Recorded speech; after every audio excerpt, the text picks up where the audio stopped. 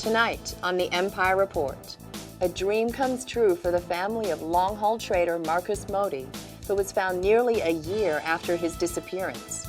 We'll give you the story behind how he survived after his ship crashed on Bremen 1. Was an Asura woman short-sighted or scammed? After finding her Drake Herald tag, she sold it cheap, only to discover the graffiti was courtesy of Cognoto and could be worth millions. She joins Donald Joseph to share her story. Finally, the Ellis system prepares for increased traffic to Noble as tourists rush to catch the rare simultaneous eclipse of its two moons. If you're on your way, we'll give you advice on where to go and where to avoid. All that and more on the next Empire Report at 2200 SET.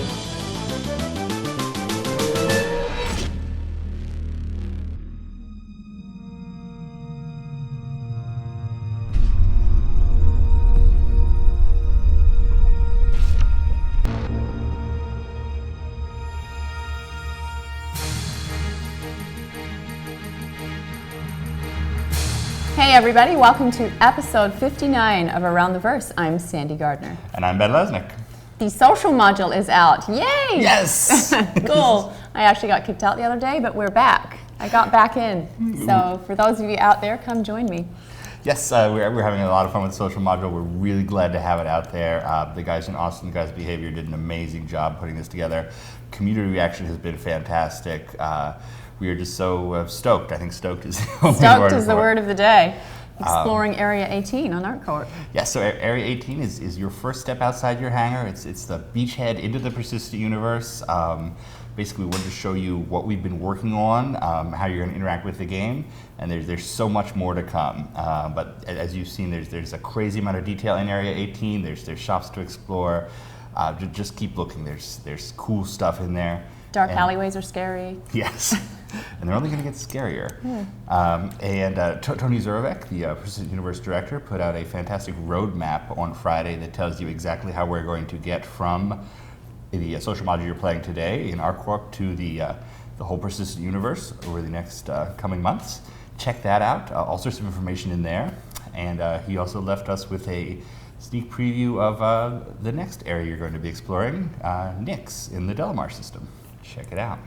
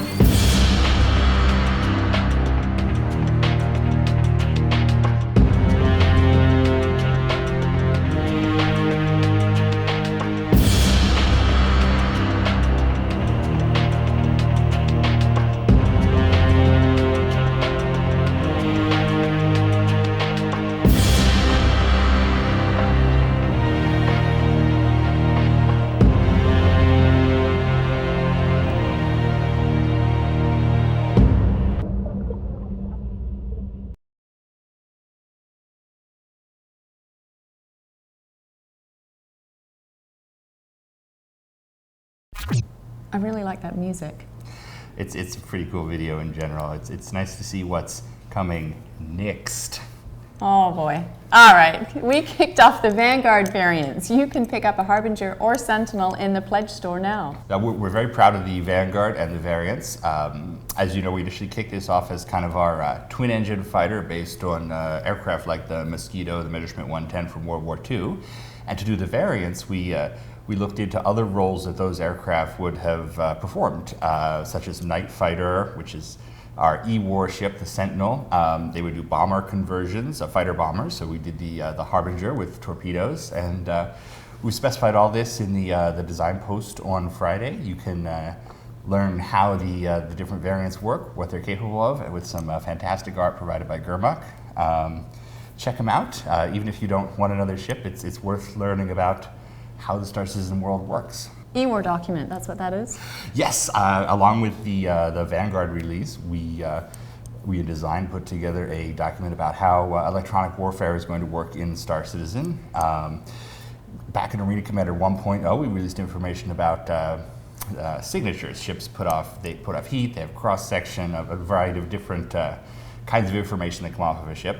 And now we're taking advantage of that to make Arena Commander more strategic. You're going to see countermeasures and hacking, EMP missiles, all sorts of cool stuff that's coming online. This was the first in a series of e-war posts. The second will be about hacking, which is in development now. Let's kick it to the studios for news from around the verse. Ba-boom. That's what I'm doing. That's your rock star talking.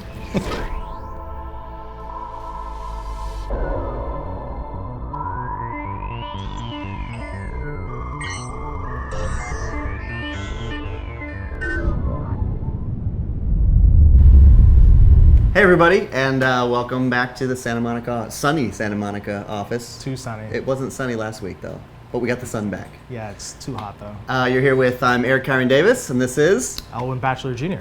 He is our lead vehicle artist here in LA. And you'll notice a few things happening here. One, we don't have Darian. Darian's sick. We miss him. We hope he feels better. The other thing is this man's wearing a hat. Why is he wearing a hat? Well, some of the things we're working on are characters for our upcoming releases, right? Squadron 42, they'll have characters in it, and one of the pieces is we do a lot of marine type work, so we got some cool, unique garb to do for get reference. We're shooting reference and taking all kinds of scans and all kinds of work. The other thing we really want to talk about was ships in general, since we have the lead vehicle artist. So tell us, Owen, what's going on with ships here in LA? Well, we've got 2 ships currently in production. We've got the Herald, which is being led by Paul Forgy. Cool. Also being worked on by Daniel Kaminsky. And we've got the Reliant, which is being worked on by me. And that's exciting because I freaking love that ship. Yeah, that's right. And they're coming along pretty nicely. They're all looking really good. Yeah, I mean, the Herald right now is currently in what we call gray box stage. So that basically means that we've gone through all the gameplay checks to make sure that everything actually functions properly. And now the artists are actually refining all the geometry. So we're moving into really art-focused work right now. And our own Kirk Tomei's trying to get that flyable, right? Getting the Herald in there and doing some design balancing. Actually, he basically has it flyable on a white box stage. So it's not pretty, but it's flyable. So that's good. That's what we want. That's exciting. And for the Reliant, I'm actually going through the white box phase right now. So hopefully in the next 2 weeks or so, we'd actually be able to fly it. Oh, this is exciting times. All right, cool. Then again, you're with Eric Kyron Davis, and Elwin Batchelor. Thank you for your time, and see you next week.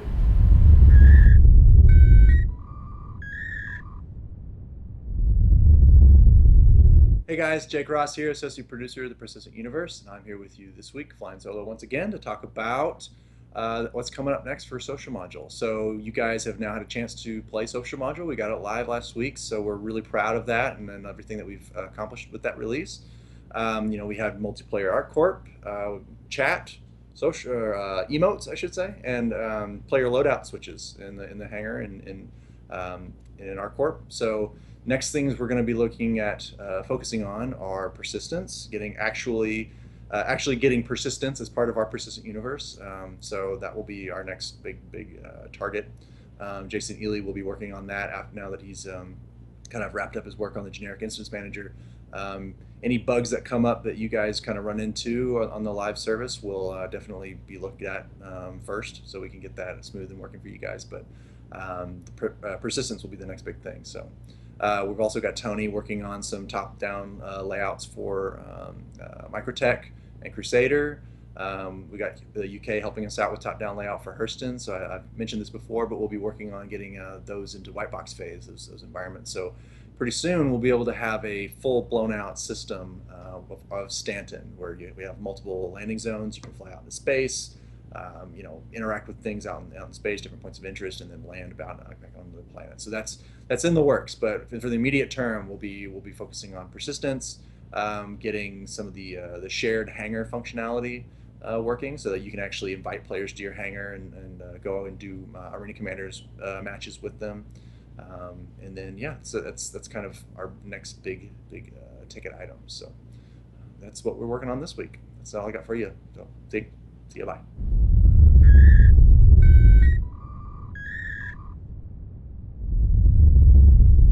Hello, my name's David Bonegill. I'm a UI engineer here at CIG UK. I'm Stéphane Beauchamp, lead programmer at Behavior in Montreal. And today we're talking about the UI unification, which is why we've got some of the guys over from Behavior Interactive, which is in Montreal, and some of the CIG LA guys over to. One of the things we've discussed a bit over the past few weeks was how we can make all the different AR systems connect together and making sure we're using as much as we can in terms of engineering and code. For example, all the different systems lay on the base idea that the engine needs to be able to query the entities around the player and define if those entities are able to either be displayed in a tactical visor, in a social module AR context. And we just wanted to make sure that not every studio had their own little implementation of that. So we're sort of putting all of these together to make sure we have a unified system.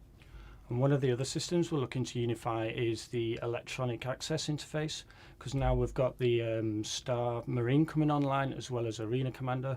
We want to present the player with like a more consistent interface, which will be the interface for electronic access, and that would be consistent across all the games that were presented in electronic access, like you're playing a video game inside the Star Citizen world. Another topic that we've discussed quite a bit over the past few days was Mobiglass. Basically for this, we want to make sure that every studio or every UI engineer is capable of implementing a new feature or a new application for that. So we're going to spend some time on the floor between the engineers that we brought over from Montreal, as well as David and Simon, the UI engineers at SIG UK, to make sure we're all capable of implementing new features in the future. And it's been good to talk to you. Thanks a lot. Hope you guys enjoyed it. It's been a pleasure to be there.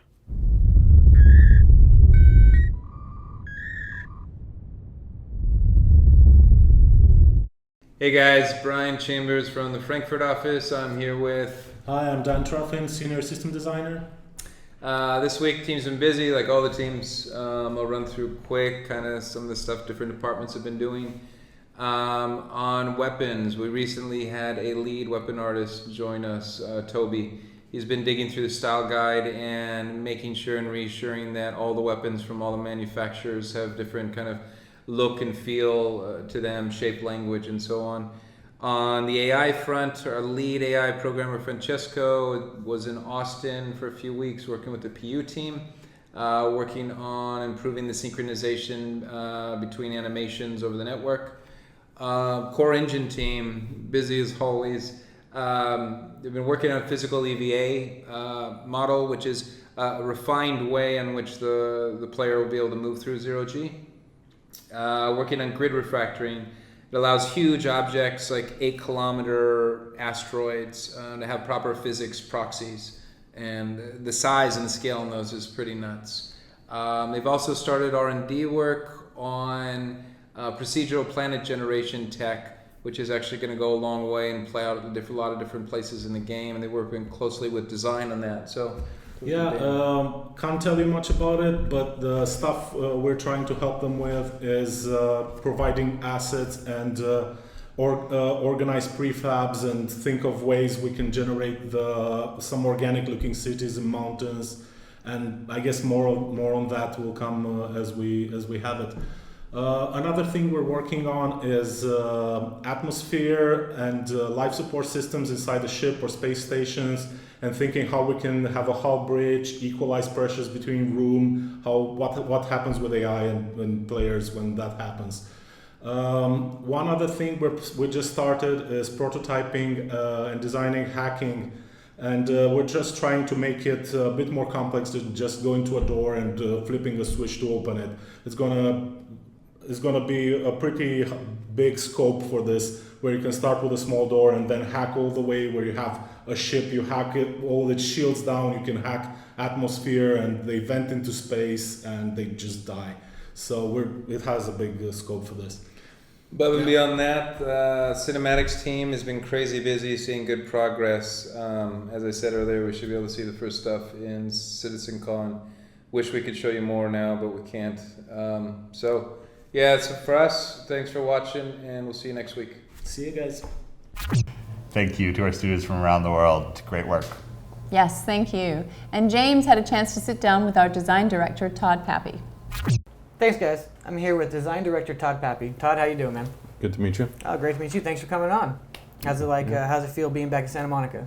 Great. Being able to see old family and friends, and then being able to see what these guys are working on, and obviously being in Frankfurt, which is 9 hours ahead, it makes communication a little bit harder than what I'm used to. Yeah, I was at Gamescom like last month. The 9-hour difference became very apparent very quickly. Yes, yeah.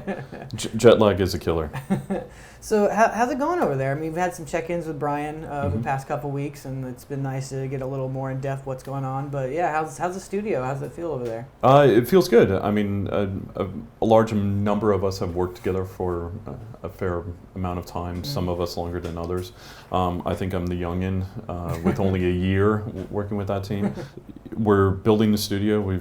I think we're up to about 27 people now, and it's coming together, and out of there we've got engine, we've got FPS, and then also we have cinematics. So we're slowly getting there, and just making sure we're hiring the right people for the game. Would you say your studio is more focused on what will become the persistent universe, or what is Squadron 42? As LA is more focused on dogfighting and kind of building of ships, and I know some of that's being done in the UK as well, but we're more focused on FPS, so hero navigation. Yeah. And then what are those heroes doing? What kind of ship, what kind of weapons are they using? What kind of suits do they have? How does it work with EVA and zero-G? So anything that's really player related, that's what I'm focused on, and also moment-to-moment gameplay. And then Tony's got the big PU and economy and servers and all AI, subsumption, and all of this wonderful stuff that he wants to do. And then S42 is really just UK. Yeah, it makes sense that you guys would be of some FPS, because a lot of that team has obvious FPS pedigree. How's it like taking that team? You've been with, you said, for a year, but they've been together for a while. Has the transition been nice? With any team, one of the hardest things to come together and get right is the chemistry. Yeah. So since a lot of us had worked together before, we knew each other, and we knew strengths and weaknesses of each other. And then, like you said, we do have there at that studio, we do have some FPS pedigree.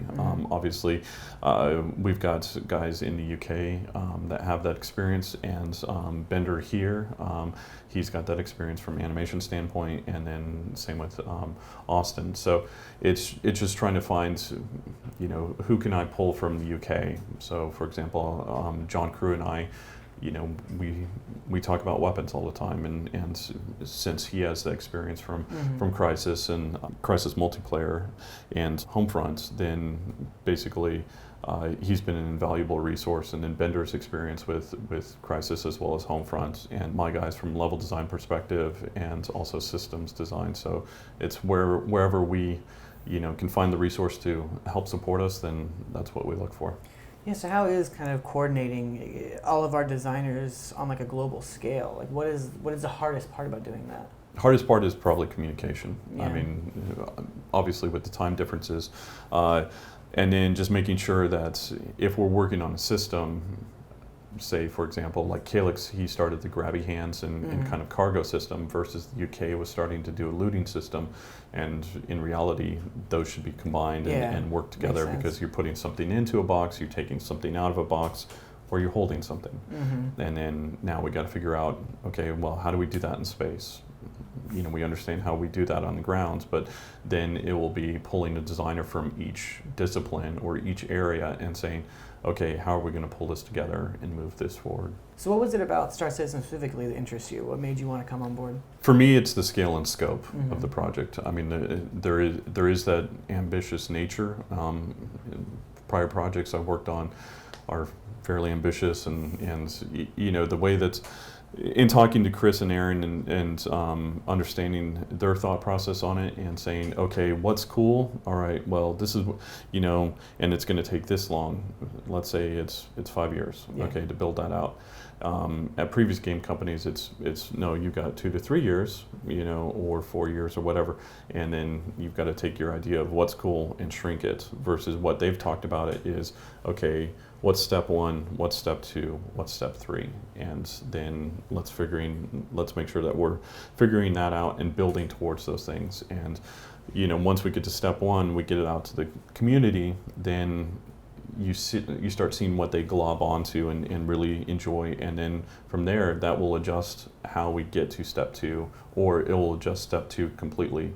And then from there, it's just that back and forth process with the community, and ideally make this a very interactive experience. It's something that I've never done, Yeah, I was about to say, it's unlike how I imagine you've gone your whole career, where if there's a set, this is what it is, whereas here you release something and then you see what the reaction is. You still have your vision of what it's supposed to be, but there's room to move and see what people actually want, because these are the people you're trying to bring the game to. Right, and so this to me is again, it's the new school way of thinking and adjustment, and so I'm learning. I'm learning.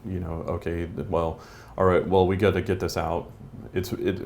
More than likely, it's earlier than what I'm comfortable in showing. Because again, what I've been taught in my career of, no, that is perfect when it goes out the door, and versus it's pretty good, but it's not perfect. And then from there we start seeing again what they enjoy and what they latch onto, and then we adjust.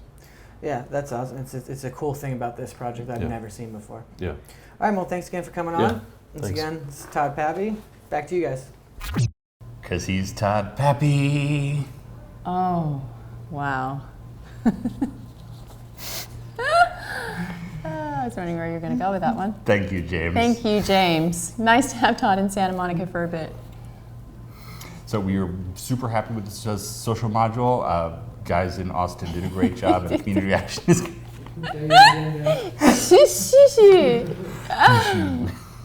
Now for our episode in Chinese.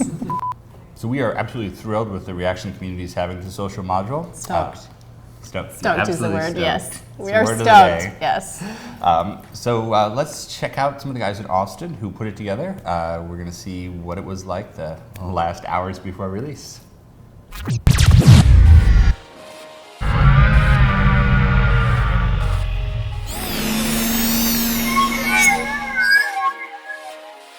Hey guys, Jake Ross here, associate producer of the Persistent Universe, and here with you today to talk a little bit about Social Module. By this point in time, it's live, it's out in your hands, so you guys have had a little bit of time to kind of run around with it, bang on it a little bit, find some bugs that we didn't know existed, and get into things maybe you shouldn't, but that's kind of the purpose of it, getting it out to you guys so you guys can kind of bang on it and see kind of what we've got planned for you guys. The entire process starts with all the concept arts going in and making all the ideas into a tangible 2D image.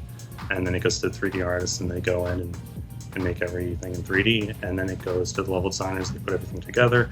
And then it comes to me and I have to do justice to everything else and all of our work that's been done before to make sure that everything looks as pretty as possible. We've been putting every detail humanly possible into this for the fans and for the backers. We have had an incredible time and experience creating a universe, creating a city, basically, that you can run through. From the most minuscule things, from paper on the ground to blowing paper to ships flying through the sky. We went through a lot of work to make sure that every little detail in those ships was there, from the exhaust, make sure that it looked like it was a live city, and not including that, but also the shops that you get to walk into. The work that Wormbyte did in regards to the MPC optimizations that allowed us to dramatically increase the number of players that could fit within a given map. We have some core back-end technology, multiplayer instances in ArcCorp. We capped it at 25 players per instance, but we're looking to increase that over the coming months as we get a little bit more stability. There was all of the artwork that Behavior put in a lot of long hours on to basically generate the type of visuals that we were after. Brought in Emery Switzer and Lee Americoon to do lighting and VFX pass respectively. And those guys knocked it right out of the park. The lighting is just beautiful, makes it look, takes it to that next level, and the VFX is really awesome as well. There was all the back-end service networking code that was done by local programmers here at ATX to enable all of the player routing to ArcCorp to actually function as expected. So it was really very much a group effort on the part of a large number of people, and it's difficult to pick any individual thing and say that one was larger than the rest. Probably the biggest challenge was making sure that everyone would be able to run Social Module, because we have a lot of really high-end graphics and a lot of stuff in the level, and so we had to make sure that everyone who got their hands on it could experience the full demo and everything we want them to see, because in a few years everyone's going to have a lot better video cards, which is going to allow a lot more flawless running of the software. It's obviously a very big level, there's a lot of big vista shots, very open areas, so getting it to function at a higher frame rate, trying to make things as cheap as they can, still trying to preserve, the ships flying around. We ended up doing a lot of little trickery with that, but couldn't have AI ships running around.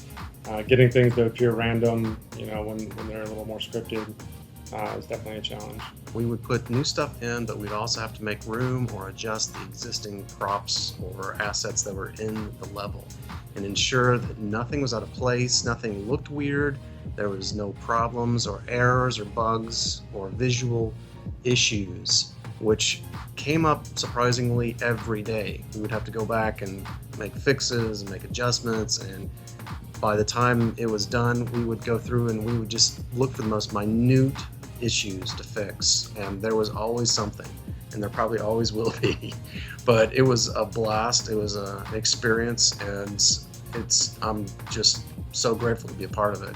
Luckily, we had a lot of time to polish and get everything really smooth, so we had a lot of multiplayer kind of play tests within the office to get that working as smoothly as possible. Daily, we went through and worked with Behavior and made sure that every detail was taken care of and every T was crossed and I was dotted, so that there was no problems in this city, and it also that it ran smoothly and that it was optimized as best as possible. We really wanted to iterate very quickly on this to get through all the bugs, and then just moving a lot of data. The game is large, and so trying to upload it and spin up as many machines in the kind of time and the kind of speeds to get everybody in all the different parts and studios on for play tests, and then everything else was just a large task. This release had a lot of overlap with working on the Gamescom demo, continued Star Marine testing, a lot of advancements with our generic instance manager. So we've had Jeffrey Pease in Austin who's been monitoring that, trying to get as many players as we could and make sure that everything runs smoothly. And additionally, just coming out with a module as big as the social module, there's just a lot of features and a lot of stuff that we would need to come in. We get new builds daily, and we need to make sure that all the different mechanics and features were tested.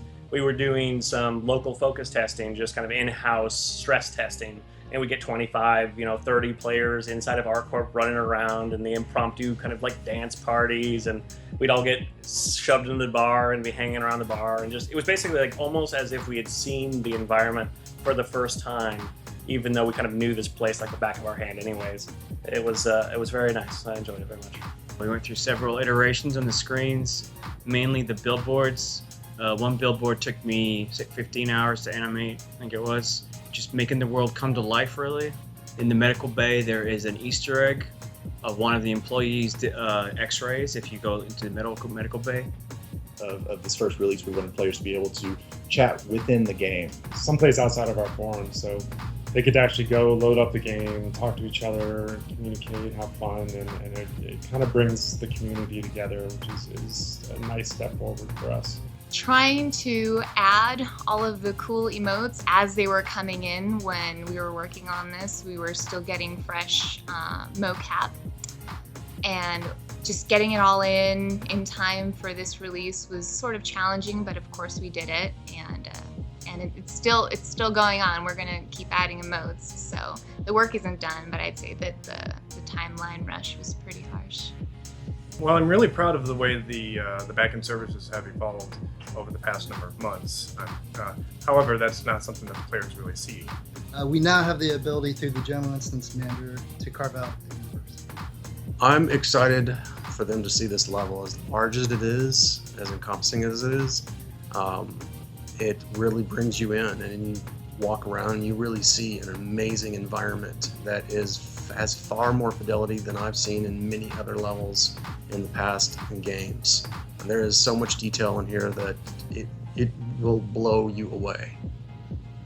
Yeah, that's the only thing about the PU stuff is like us showing you guys. It's like you guys get to open your presents early, and that's cheating. But we'll show it to you because we like it. So I hope you guys dig it. The milestone list going forward, I think that it's been a long stretch of time where we've had to set up a lot of the basic foundation for the game, establish a lot of the underlying technologies that were going to make a lot of this stuff possible over the course of the long term. And there's no way to really cheat the development of some of these systems, so they require a tremendous amount of upfront development time, at which point you slowly start to crest the top of the hill and reach the point to where you can start to generate outsized results in very short periods of time. And so the most exciting thing is therefore what we're going to be able to start showing off over the course of the next 3, 4, 5, 6 milestones going out, because that's where I think people will finally start to see how all of the bits and pieces come together and make Star Citizen, this comprehensive whole of the entire game a lot more than the sum of any of the individual parts. Thanks for backing us. As a backer myself, I love working here. Yeah, that's the team here in Austin, and the social module for you. So we hope you guys enjoy it, and we hope that you'll enjoy what we got coming up here in the near future. So thanks.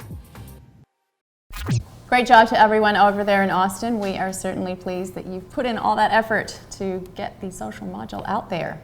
And here is Shipshape. It's very serious. I went kind of experimental we're on that supposed one. to be stoked. No, that's my avant-garde. Okay.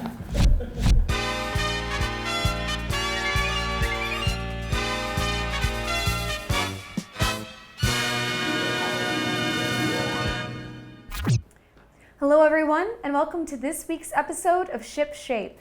This week we're going to be talking about the whiteboxing step in ship creation, showcasing the Reliant since it's in this stage right now. So the whiteboxing stage is the very, very, very first phase of modeling. Before most of the modeling images I had shown you earlier, those tended to be gray box when the ship's built out a little bit more and we're actually shaping it. White box, by contrast, is the very first time there is a 3D anything representing the ship in-game. It's very rough, and it's mostly for prototyping and spacing to catch any major spacing issues, to make sure that all of the design needs work before we go into more detail. Now we have some white box images of the Reliant to show you here today. The first challenge when we were beginning whiteboxing this ship was spacing out the inside. Now this is a pretty small ship, as you guys know, and we needed to make sure that it was wide enough for characters to actually walk through the thing. At first it wasn't, so we had to make sure that we were spacing things out correctly so that players could actually walk through. The second challenge was to make sure that we could also have enough room for cargo in the ship. Since this is a mini hauler, this is pretty important. And we wanted to make sure that there was enough space inside of the ship, not only for the character to walk through and navigate and interact with everything they'll need to interact with on the ship, but also for you to carry cargo in a way that makes sense. We've also got a top-down white box image. You'll see some red blocks. These are where, right now, we're thinking that components are going to be placed on the ship. Now, one of the things we're working on right now in the white box for the Reliant is testing out animations, making sure that everything moves correctly, has enough space, and again, makes sense with the dimension of the interior of the ship versus the exterior versus where the character is going to need to go. You'll also notice the opening hatch, and you've got an image here to show not only how it opens, but how it opens in relation to the size of the character, again, to make sure that they can get out. And last but certainly not least, you'll notice the spinning pilot seats.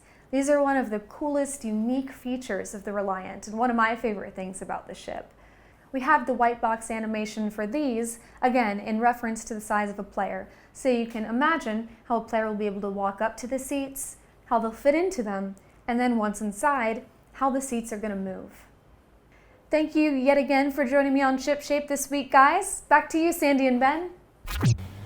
That's about it for Around the Verse this week, but work on Star Citizen continues. The August 2015 monthly report will be available tomorrow, along with the weekly Star Marine update from the team at Ilphonic.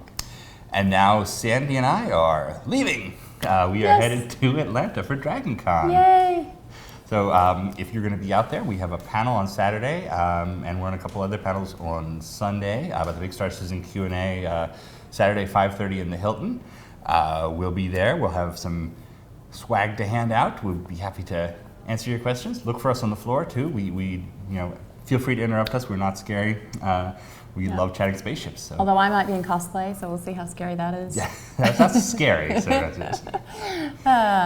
And this week's MVP. We always need a drum roll. Okay. Wow, who wrote this one? Elton Gradash. Elton has a fantastic thread on the, I say everything's fantastic. He has a great thread on the forums where he's created all sorts of icons that folks can use, both on the forums and various other Star Citizen communities. Please check it out at the link below. And congratulations. Yeah, congratulations, you're our MVP. And we can't leave you without an art sneak peek. Check it out. Where did we put that? Art sneak peek. Oh, it's over there. What do you mean, where did we put that? Oh, that was part of you. Wow.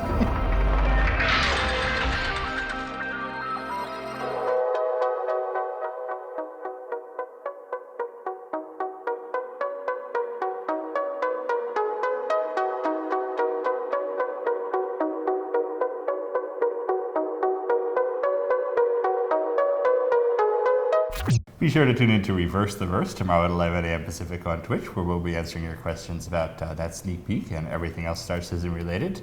I won't be here because I'll be on my way to Atlanta. James Pugh will be out, so it's all going to be Jared, so give him hell. Thank you to all our subscribers for making this show possible. We will see you next week on Around the Verse. Let's see, this is like window washing. There's the dance emote from the social. That's what I do. Yeah. Bye, guys. Bye.